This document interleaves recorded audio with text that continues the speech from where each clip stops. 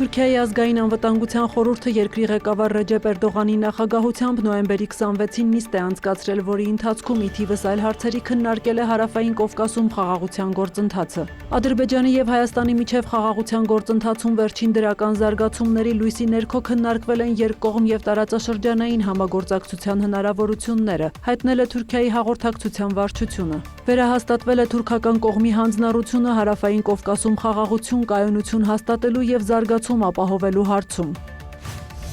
Թուրքիայի տրանսպորտի եւ ենթակառուցվածքների նախարար Աբդուլքադիր Ուրալօղլուն անդրադարձել է տարածաշրջանում հաղորդուղիների ապաշրջափակմանը։ Նրա խոսքով Թուրքիան միջին միջանցքի կարևոր օղակն է եւ օրեցօր մեծացնում է բեռնափոխադրումներ իրականացնելու ներուժը, այդ թվում Ադրբեջանի, Վրաստանի տարածքով եւ Կասպից ծովով անցնող երթուղիներով։ Ուրալօղլուն նշել է, որ Ադրբեջանը երկաթուղի է կառուցում Նախիջևանից մինչեւ Հայաստանի հետ սահման։ Հորադիզից մինչեւ Բաքու հատվածն արդեն մոտ է ավարտին։ Թուրք պաշտոնյան նշել է, որ այդ ճանապարհով կանցնի ինչպես երկաթուղային, այնպես էլ ավտոմոբիլային տրանսպորտը։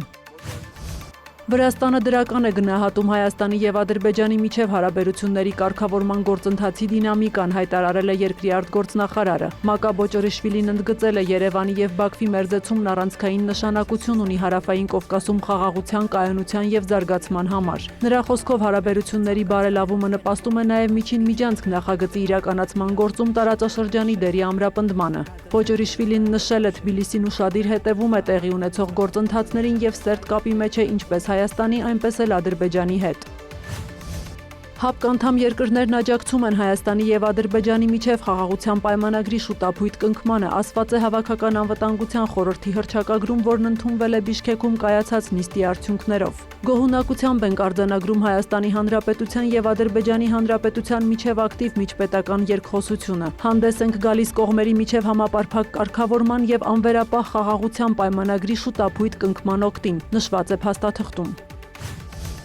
Կիևի եւ Վաշինգտոնի պատվիրակությունները մոտ ապագայում կրկին հանդիպում կունենան խաղաղության ծրագիրը քննարկելու համար, հայտարարել է Ուկրաինայի արտգործնախարարը։ Անդրեյ Սիբիհայի խոսքով Ուկրաինայի համար հրադադարի հաստատումը չափազանց կարևոր է եւ Կիևը կոնկրետ արդյունքներ է ակնկալում։ Սիբիհան հավելել է, կան զգայուն հարցեր, որոնք կարող են քննարկվել միայն ղեկավարների մակարդակով, ուստի ուկրաինական կողմը հետաքրքրված է նախագահներ Վոլոդիմիր Զելենսկու եւ Դոնալդ Թրամփի հանդիպմամբ։ Ըստ ամերիկյան սկզբնական ծրագրի Ուկրաինան պետք է տարածքներ զիջի, կրճատի իր զորքերի թվաքանակը եւ հրաժարվի ՆԱՏՕ-ին անդամակցելու ձգտումներից։ Միևնույն ժամանակ ռազմական գործողությունները շարունակվում են։ Գիշերը Ռուսաստանն Ուկրաինայի ուղղությամբ արձակել է 140 անօդաչու թռչող սարք, թիրախավորվել են Օդեսան, Դնեպրոպետրովսկը, կան վիրավորներ եւ ավերածություններ։ Ռուսաստանն էլ հայտնել է ուկրաինական 100-ից ավելի ԱԹՍ խոցելու մասին։ Այս ամենի ֆոնին Մոլդովայի արտգործնախարարությունը կանչել է Ռուսաստանի դեսպանին։ Նրան ներկայացվել է ռուսական անօդաչու թռչող սարքը, որը երկրի տարածք էր մուտք գործել նոյեմբերի 25-ին։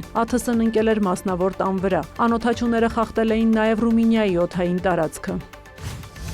Հռոմի Լևոն 14-րդ պապն իր առաջին արտասահմանյան ուղևորության շրջանակում ժամանել է Թուրքիա։ Արարողակարգի համաձայն քահանայապետը նախ այցելել է Անկարայում Աթաթուրքի դամբարան, ապա հանդիպել Թուրքիայի նախագահի հետ։ Ռեջեփ Էրդողանի հրավերով Անկարայում է նաև Պոլսոհայոց պատրիարք Սահակ arczepiskopos Մաշալյանը, որը մասնակցելու է Հռոմի պապի պատվին կազմակերպված նախագահական ընդունելությանը։ Իզնիկում, որտեղ ժամանակին գտնվել է Նիկիա քաղաքը, Հռոմի պապը կմասնակցի Նիկիայի տիեզերական ժողովի 1700-ամյակի տոնակատարությանը։ Այցի ընթացքում Հռոմի պապը կմեկնի նաև Ստամբուլ։ Ակնկալվում է, որ Լևոն 14-րդը կայցելի Պոլսոհայոց պատրիարքություն, որտեղ կհանդիպի պատրիարք Սահակ arczepiskopos Մաշալյանի հետ ու կաղոթի հայկական Սուրբ Մարիամ Աստվածածին մայր տաճարում։ Հռոմի պապը նաև կայցելի Ստամբուլի Կապույտ մզկիթ։ Նոյեմբերի 30-ին Լևոն 14-րդ պապը Թուրքիայից կմեկնի Լիբանան, որտեղ կհանդիպի կրոնական առաջնորդների հետ։ Այնուհետև պատարագ կմատուցի Բեյրութի ափամերձ հատվածում 2020 թվականին տեղի ունեցած Պայթյունի վայրում, աղոթելով ավելի քան 200 զոհերի համար։